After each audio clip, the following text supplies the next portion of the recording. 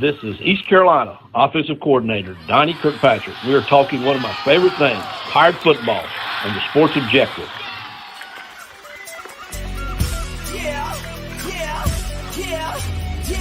My heart is purple and gold. I'm a pirate down to my soul, and I don't back down, not at all. Find out when the cannons explode, from the sidelines down to the post. Put it down like not even close. All out to the last whistle blow. From the flag with the soul and crossbones. Everybody stand up, get your hands up. Let the team know that we got they back. This is our house, this is our town, our time. Remember 1-9 copy. How about those friggin' Pirates? Welcome into the Sports Objective as we have another great show here. Hard to believe our another season is going by here with football. And Bubba, very excited to have one of the newest members of the Pirate Media. But welcome to Pirate Nation, right? Yeah, excited to have this guy as the play-by-play voice of East Carolina football for the 2023 season. Welcome in to the show for the first time, Jim Szoke. Jim, we appreciate your time. Hey, Dave and Bubba, nice to meet you. Same here. In fact, I told you I've heard your voice for almost 29 years. It's not quite there, as I know that the NFL starts on September 10th, but so glad to have you, and welcome to Pirate Nation starting out. No, I'm excited about it. I appreciate that, and looking forward to getting going with the first game this week and back out there. And I heard Donnie Kirkpatrick. I'll be talking to Donnie and Coach Harrell and Coach Houston, of course, heading into this game, and I'm getting ready to go to Ann Arbor on Friday with the team and looking forward to it.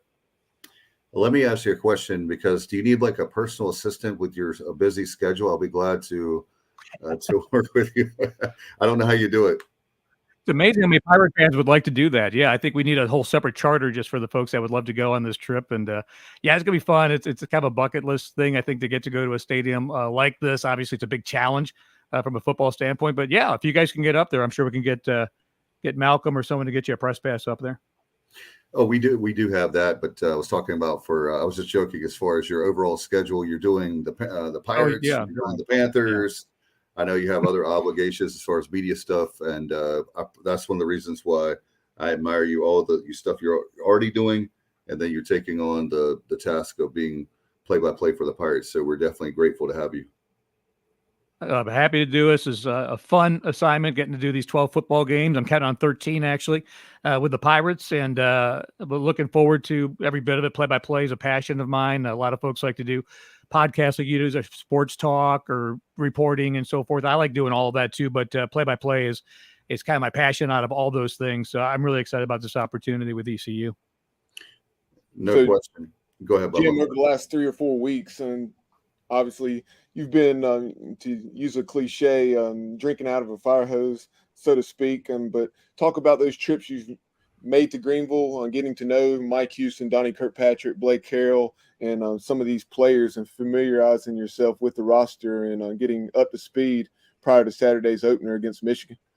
You know, it's a little bit of everything, and I'll actually meet the two coordinators Thursday when I go up there. I did sit in Mike Houston's office, speak with him for a while on my visit up there, met the Playfly folks I hadn't talked to already with Clay Walker's whole staff. So we've had a number of Zoom meetings with the guys that'll be doing the call, of course, with me. You all know Kevin and Andrew, and then Macy will be doing our sidelines, David Horn, our producer and engineer. So we've been working behind the scenes on the broadcast stuff and getting all that up and ready to go. And then, yeah, information-wise, you know, Stephen Igo's a guy that I've seen out of practice when I went out there and text back and forth with. We actually had about a 45-minute phone call, kind of went through the 3-deep with him on the roster and kind of lay of the land. So, you know, it's almost when you're 4 hours apart, got to do it a little bit like work from home a little bit. But each week I'll be there in person. We're not doing any games remotely. So everything will be in person, home and away. And with each week, I'll get more and more familiar and comfortable with people and knowing them, and looking forward to the first home game against Marshall coming up after this one. So just the experience of doing all that. A lot of it's a lot of firsts, but after this, it'll become a routine thing every week. And Jim, I know that you being in the western part of the state, you already have another thing I'm happy about. You have familiarity with this program, with the Pirates, and talk about the fan base, what you know about them already. Pirate Nation is huge. And, you know, in Charlotte, we've got a couple former ECU folks that work in my building at the radio station here and who work in the Panthers organization. And they're so excited. It's very much a fan base that is, to me, a little underrated because of where we are 4 hours away. But when you come out here, I mean, there's a lot of folks, if it's not them, it's one of their kids or somebody close to them that is an ECU alum, and the football experience is on a par with, I think, anything in our region. As far as you look at Tobacco Road in the ACC, I think the ECU experience is just as big with a 50,000 seat stadium, and I know they're a very passionate fan base. And I think because of the fact they're not in the ACC or the SEC, is a little bit of a chip on the shoulder, because I think they're of that caliber of at least ACC, where you talk about SMU possibly being in the ACC. I think someone like ECU certainly is of that caliber. So I'm excited about representing them and telling the stories to them, and being someone who can maybe spread the word a little bit more to the western part of the state, as you talked about, that yes, there is a presence here, but kind of take over the state to a larger degree, east and west, a little bit more with this situation. Obviously, many Pirate fans are familiar with you from the Carolina Panthers, being both a Pirate fan and a Carolina Panthers supporter all those years with the Panthers. But, tell Pirate Nation, in addition to that experience with the Panthers, a little bit about your background. I know you also had some experience with the Charlotte 49ers. Yeah, I mean, I've been here for like 35 years. Every game in Panthers history, 29 seasons now, I've been part of the broadcast in one way, whether it's doing play-by-play, color, usually multiple things, always with the pregame and the postgame show, but usually at least color, and the preseason play-by-play for a number of years for that. And also football-wise, I've done national radio. I've done some regional TV with Raycom. I've done national and regional college basketball. So I've done a lot of college football and basketball through the years. When the Hornets first arrived, I worked the first 8 seasons on their broadcast, which included being the fill-in play-by-play for Steve Martin and Bob Litch back in the day. But you mentioned Charlotte 49ers, pre them having a football program. I did their basketball play-by-play for a year, did Davidson College for 2 years. I've done baseball with the Charlotte Knights off and on through the years. So kind of a lot of different things. With the Touchdown Radio Network, I mentioned that. I've done some big-time college football games with like Clemson, Miami, South Carolina Gamecocks, teams like that. I did a game at Alabama versus Kentucky a couple years ago. So a little bit of everything, and working that around my Panther assignments and my Monday through Friday morning shows at WBT in Charlotte. So it keeps me busy, but a lot of history, pro, college, play-by-play, all of that. So it's great to be able to bring all that experience to ECU. Jim, talk about from an announcer standpoint. I know you just talked about, you've done big time games, including professional leagues for the Hornets and the Panthers. What about the Big House? What are your thoughts? I know that you won't know until you really get there, but going into this game, what are your thoughts as even being the play-by-play voice of the Pirates, getting to announce the game in the Big House? I think it's a great, exciting challenge and opportunity. And, for me, I grew up in Ohio, so I already have a built-in dislike for the program up there through the years of being an Ohio State fan. I went to Bowling Green State University, which is maybe, I don't know, hour, 15 minutes away from Ann Arbor. So as a student, took a road trip or two up there and just saw campus and walked around the stadium, but had not been to a game there to experience a football game there. So this would be my first football game experience there.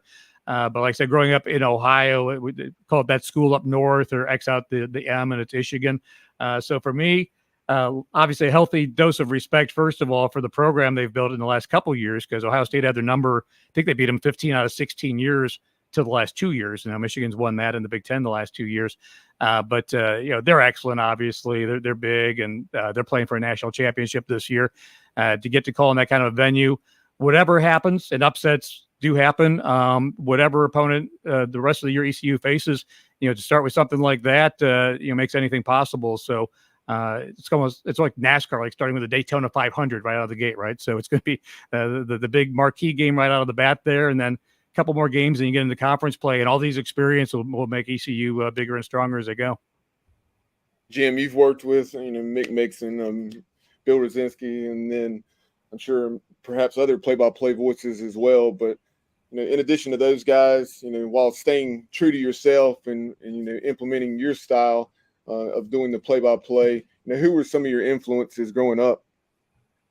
I'll speak to something you said. I think everybody needs to be themselves, whatever it is. If you're a broadcaster or whatever you do in life, is you be the best version of you.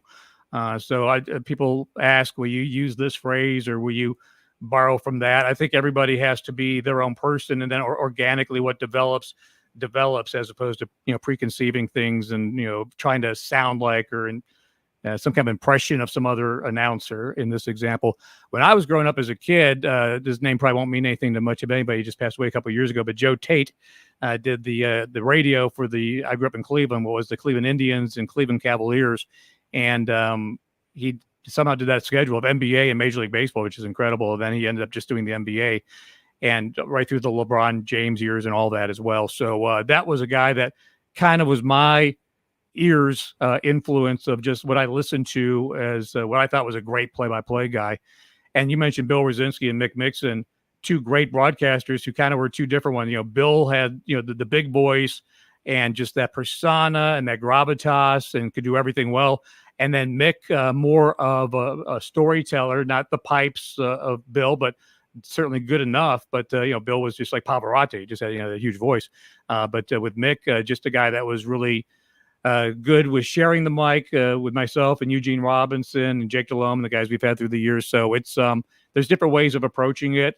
And so I guess probably subconsciously you borrow a little bit of that. I've told Andrew and Kevin and Maceo, the best compliment I ever got about how we did football through the years with the Panthers was it was like people were listening to three friends, either sitting in your living room at a bar or whatever, calling the game and keeping you informed, but like they were there with you, like you were, guys that you were listening in on a conversation while also getting the play-by-play and an analysis. So I think that's the goal to me in the model. I don't want to do a monologue. I don't want to just, broadcast at people. I want it to be comfortable and personality and people feel like we're part of the family and they're welcome to come sit with us if we had enough room to come be a part of the broadcast.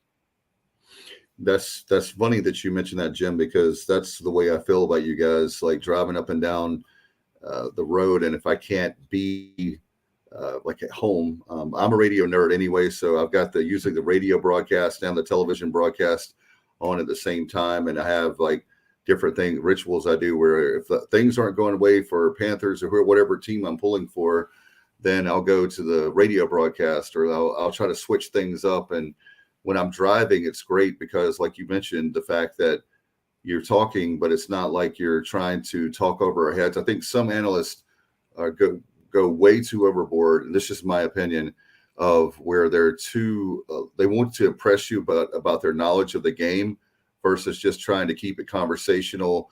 And like you guys are talking about, I enjoy that fact. I enjoy the broadcast. And sometimes maybe the outcome is not the way we want it. But I do enjoy the broadcast for you guys are keeping us company, so to speak. I appreciate that. That's the best compliment to me. And, I'm not super big on stats and, everybody's, the 6'4", 320 out of Kissimmee, Florida. I think, stats tell stories when they make sense, when they should be inserted, where a guy's from or his height or weight, when it makes sense, but just to spew it all out because you wrote it on your depth chart. I'm not into that. I'm more into, describing what's going on in the moment. I'm happy to write pages and pages of notes and use 20% of it and talk about what's happening in front of us. And especially in today's college football, as we know, they don't really huddle. So you're just getting up to the line, calling the next play. The pace of it is almost become like basketball where there's not a lot of downtime unless they're doing a review or resetting the ball and a penalty, something like that. So a lot of it is just trying to keep up with the action. And I'm going to be a guy that includes my two colored commentators that I mentioned, Maceo, and those three guys all played at ECU. Things like historical notes of the program that makes sense when they're appropriate that they can bring from their different eras of all having played. They've all played in 3 different eras of ECU football. So I think each week will sound a little bit different based on home and away and who's in the booth with me. But it's going to be I promise this, it's going to be a fun call. You're going to be engaged. It's going to be entertaining.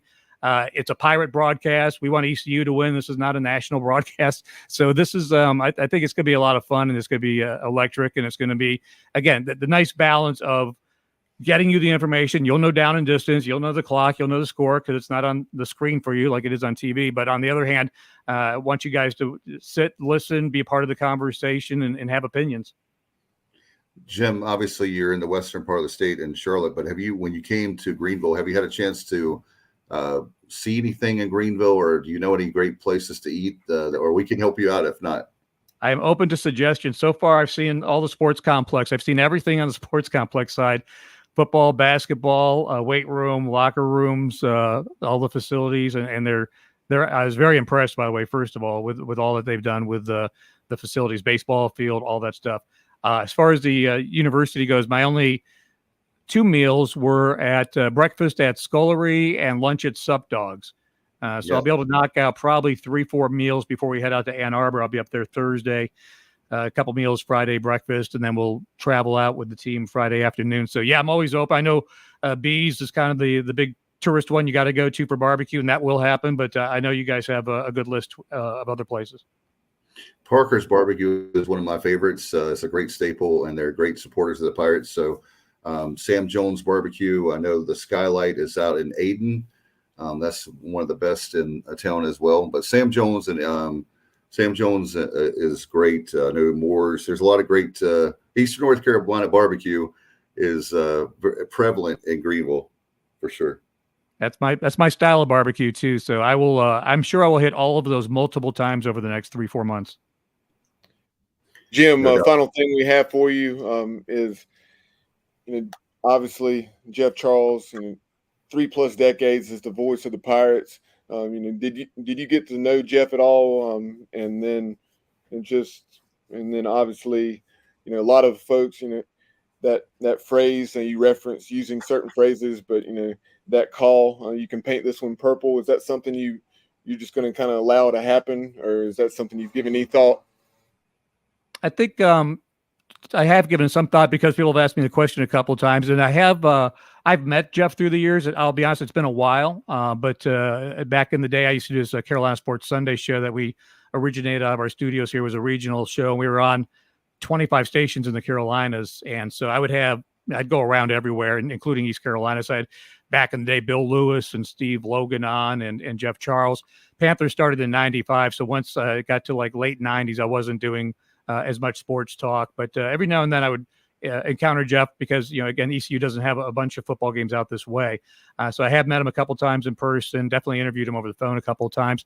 And I've said this on other ones before, the painted purple thing is his phrase. I'm not going to say like it's akin to like, Harry Carey saying holy cow, but I think certain phrases belong to certain announcers.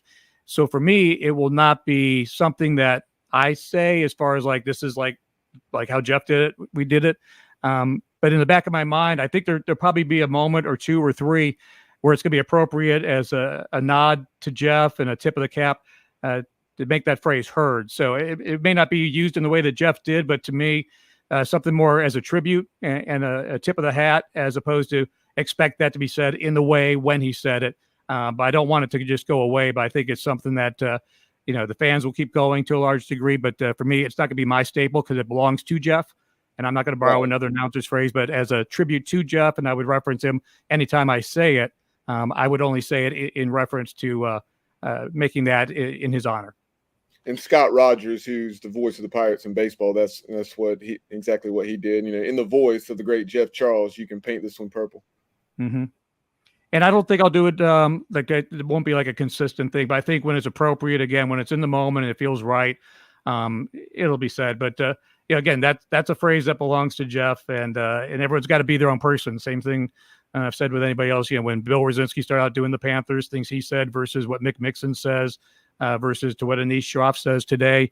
Yeah, everybody is their own person. And so again, to me, because of it's a different situation here, right? It wasn't like Jeff retired or something happened. So to me, it's a tribute to a guy who's a legacy, who's an icon, and is deserving of a phrase that should have a remembrance to it, but will not be like something that I just use as my own, as if he's calling it in the same way. Well, Jim, I know that you got to hop off here. Thank you so much for your time. I look forward to meeting you in person, and thank you so much, and safe travels, and hope you have a great Labor Day weekend, and we'll talk to you again very soon. Appreciate you guys. We'll see you out there at the barbecue joints. All right. Bye-bye.